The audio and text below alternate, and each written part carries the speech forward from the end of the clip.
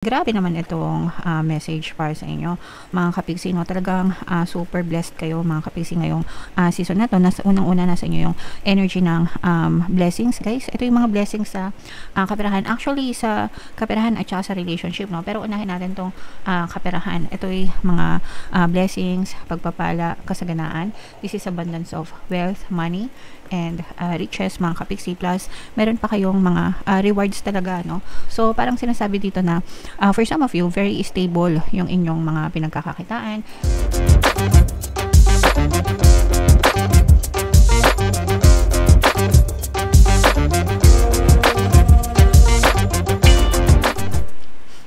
Hello guys, hello Gemini, welcome back to Pinay Pixie Tarot. Ang pamagat ng episode natin for tonight is New Moon Kapalaran para ngayong October 2, November, mga kapixie, para sa Gemini, Sun, Moon, Rising Sign, and Venus. Yung ating New Moon, guys, ngayong October ay sa October 20. Tapos yung next na New Moon naman natin, guys, ay sa November 21, guys. Kaya ang reading na to ay para sa period na yan. And ito yung ating moon message, guys, no? Sorry. Ito yung ating moon message for you, guys. Your dreams need a practical plan. So, of course, syempre, guys, no? Kailangan nating mangarap or meron tayong mga pangarap sa buhay, mga kapiksi, pero kailangan pinaplano rin natin yung mga dapat natin gawin para ma-achieve natin yung mga plano na yun or yung mga dreams na yun, mga kapiksi. Pero bukod dun sa plano, guys, ako palagi ko kayong ina-encourage, mga kapiksi, na magplano para sa buhay nyo kasi blueprint yan, no? Kumbaga parang may gabay kayo, meron kayong direksyon, no? Para maabot nyo yung mga pangarap nyo sa buhay. Pero mas importante kaysa dun sa plano is yung pagkilos, of course, and yung pagdadasal at saka yung positibong mental diet. Kasi kahit naman may plano kayo pero hindi naman kayo kikilos, di ba? According to your plans, wala rin kayong mararating. And kung kumikilos nga kayo, hindi naman kayo nagdadasal, tapos hindi naman positibo yung mental diet nyo, di ba? Wala rin sa mga kapiksi, posible rin na hindi nyo pa rin ma-achieve yung mga dreams nyo. So, hindi lang plano, guys, no?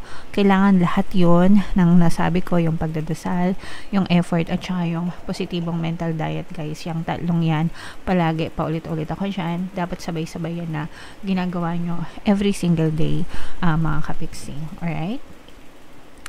So, attune to the moon, write down 10 things that are great or wonderful about you. So, pagdating sa buhay natin, mga kapiksi, kailangan palagi natin hina-highlight yung positive and ini-eliminate natin yung negative, mga kapiksi, okay? So, kung ano yung mga magaganda about you, yun yung palakasin mo. Like, masipag ka, matapang ka, courageous ka, mabait ka, magalang ka, maunawain ka, mabait ka, magaling, matalino, masipag, lahat, guys, ng wonderful about you, mga kapiksi, isulat nyo and palakasin nyo, no? Kumbaga, work on it kasi yun yung asset mo, yun yung greatest strength mo, guys, okay? So, imbis na mag-focus kayo sa kanigahan nyo, mag-focus kayo sa pagiging positive nyo sa sarili nyo, guys, okay? Additional meanings nitong card na to, guys. Laziness could explain your current situation. If so, change that and own it. So, ito, guys, no, yung buhay mo ngayon, yan ay reflection, no, ng pagkatao mo, reflection ng paniniwala mo, reflection ng what's going on in your head. So, kung naghihirap ka, marami kang problema, alam mo yun, kapos-kapos sa kaperahan, kapiksi, masipag naman ako, nagtatrabaho naman ako palagi, pero bakit puro problema pa rin ako sa buhay, bakit naghihirap pa rin ako? So, yung pagiging masipag, guys, hindi lang yung pagiging masipag sa pagkilos. Again, dapat masipag din kayo magdasal at saka masipag kayo maging positibo, no? Kasi yung pagiging positibo, yun yung kinakatamaran ng ibang tao. Yung mag-affirm, yung maging positive, nasanay sila ng negative. Masipag sila mag-negative. Masipag sila mag-isip ng problema. Masipag silang magreklamo sa buhay, pero hindi sila masipag mag-thank you, hindi sila masipag mag-appreciate ng mga blessings nila, hindi sila masipag maging positibo, hindi sila masipag mag-affirm sa buhay nila. Yun yung kaibahan, guys, yung pagiging masipag doon, okay? So, kaya kung matagal na kayo dito sa ating channel, mga kapiksi, or kahit bago pa lang kayo, palagi akong paulit-ulit na nagre-remind sa inyo, guys, always affirm, no? Consciously affirm, guys, kasi kapag hindi kayo nag-affirm, nag-autopilot yung subconscious mind nyo. And pag sinabing autopilot, automatic pilot, di ba? Kumbaga automatic siya nagda-drive na kung ano yung nakasanayan nyo isipin, yun yung palagi nyo iniisip. So kung nasanay kayong mag-isip ng mga problema, nasanay kayong mag-isip ng nega, masasana yung isip nyo na puro yun ang iniisip. And syempre, hindi mababago yung buhay nyo hanggang hindi nagbabago yung iniisip nyo. Nagets nyo ba yung importance ng pag-affirm, guys? No? So, sana naintindihan nyo. So, kailangan masipag kayo doon, guys. And, chasing money doesn't work. You have to chase your dreams, no? Hindi lang pera-pera, mga kapiksi. Kailangan you chase your dreams and money will follow, guys. Jealousy or envy create negative energy and attract negativity. So, iwasan yung mainggit, iwasan yung magselos, iwasan yung pag-inggit piket, guys. kaya siguro nauso yung pag-inggit piket, mga kapiksi, kasi it makes sense, no? Kasi inggit is envy, it's a negative energy, plus it's also one of the deadly sins, diba? So, huwag kayo mainggit sa kapwa nyo. Instead na mainggit kayo, gawin nyo silang inspirasyon para magbago kayo, guys. Okay? So, comment down below, Gemini, if naintindihan nyo yung message para sa inyo. And tingnan natin yung ganap sa inyo, guys, habang sinashuffle ko to. Panoorin nyo muna yung video natin regarding sa ating paano mag-manifest ng abundance video course. Kapiksi, sawa ka na ba sa mga struggles at hirap sa buhay mo? Masipag ka ba at masikap sa buhay ngunit hindi ka pa rin umaasenso? Ilang beses ka na bang nag-attempt mag-negosyo at mag-invest pero palagi ka pa rin nalulugi? Sa pagkakataon na ito ay maaaring may subconscious beliefs ka na nagiging balakid sa iyong pag-unlad at pagyaman.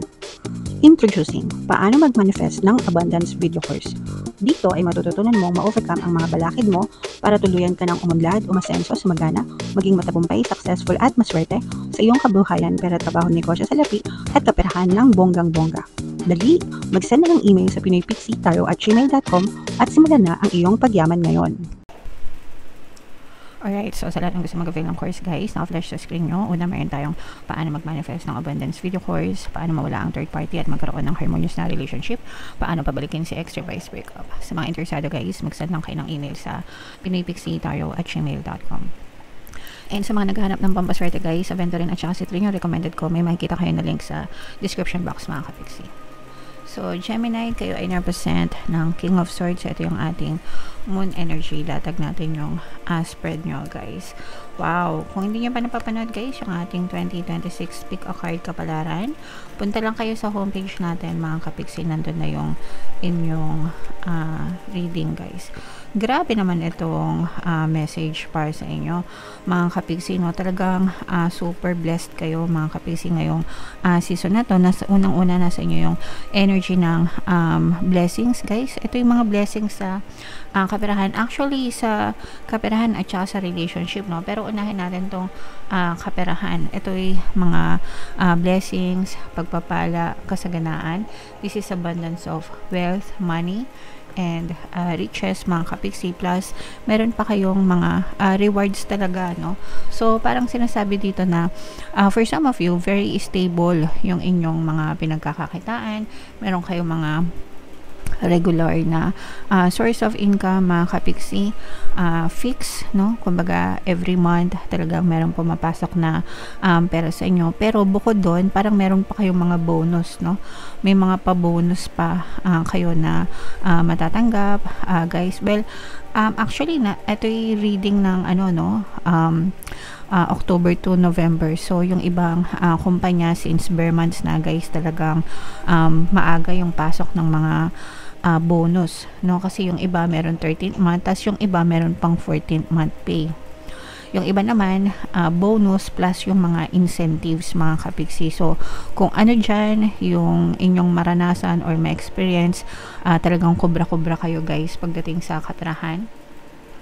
Kubra-kubra, paldo-paldo, pagdating sa money mga kapiksi, kasi talaga sobrang ganda, super sagana, super blessed kayo pagdating sa kaperahan ngayong season na to, Gemini. So i-mind nyo na yan, money, pera, di ba? At saka palagi kayong mag-affirm guys, yung in-encourage ko sa inyo, money, come to me, palagi ako may pera, palagi ako nagkakapera, I'm the king of abundance, I'm the queen of abundance. So araw-araw paldo kayo sa pera mga kapiksi. And pagdating sa relationship guys, no, ito super blessed din kayo sa relationship. For some of you guys, there may be a new love connection, no, na maaring kumatok sa inyo, especially kung kayo ay mga single. Guys, kung kayo ay nag-online dating mga kapiksi, or parang meron din kayong makikilala na parang within yung mga friends, ganyan, kung lumalabas kayo group date, group date, mga ganyan. Or kung nagpa-party kayo mga kapiksi, you might meet someone, maaaring may makilala kayo sa paglabas nyo or sa pag-travel nyo, kung kayo ay magta-travel mga kapiksi. Parang meron kayo makikilalang someone na maaaring magpatibok ng inyong puso guys. Okay? So ito, parang magpapatibok ng natutulog yung puso guys. Okay, so i-mind nyo na tong love connection na to mga kapiksi, and the universe guys is giving you yung mga wishes nyo talaga. Yung iba sa inyo guys talagang masaya lang, parang meron kayong mga na-fulfill sa mga bucket list nyo, no? Kung meron kayong mga bucket list, yung mga win-wish na ma-experience or makuha sa buhay, parang unti-unti nyo nang na-checkan yung mga nasa bucket list nyo mga kapiksi. Okay? So, super nice, super ganda guys. I-mind nyo na yan sa comment section, yung mga blessings na yan, pagpapala, yung harmonious na relationship mga kapiksi. For some of you guys, I'm sensing na magkakaroon ng separation. Parang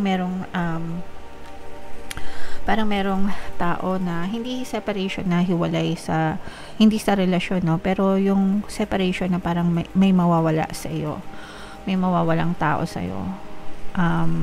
Kunwari boardmate mo, roommate mo, magkasama kayo sa dorm, ganyan, tapos kailangan nyo na umalis kasi lilipat na siya, yung mga ganun. O kaya naman kunwari anak mo sa bahay, tapos mag-aasawa na siya, so lilipat na siya ng ibang bahay, yung mga ganun, maaari magkaroon ng separation mga kapiksi. So ganun talaga guys, sometimes we need to let people go para matuto sila na maging independent din, and tumayo sa sarili nilang paa, at saka meron din silang sariling journey nila sa buhay guys. So yeah, kailangan magkaroon ng acceptance dyan mga kapiksi. And for some of you guys, no, there will be some kind of collaboration na maaaring maganap din sa inyo. And itong mga collaboration na to guys, maaari pa itong magdala ng more success and more tagumpay sa inyo. Lalo na kung kayo ay mga nagnenegosyo or nasa social media mga kapiksi, makakatulong itong collaboration na to para mas lalo pa kayong sumakses sa buhay. Gemini. Okay? So, i-mind nyo na rin yung mga collaboration na yan, yung mga success na yan, mga kapiksi. So, comment down below, Gemini, if feeling nyo naka-resonate kayo dyan. And yung magaganda guys, no, again, i-mind nyo na sa comment section. Ito yung ating 2026 kapalaran guys. Kung hindi nyo pa napapanood, panoorin nyo na. Ito naman yung ating success stories ng paano mag-manifest ng abundance video course. Thank you for liking, sharing, and subscribing guys. See you next time. I love you all. Have a nice day. Bye-bye.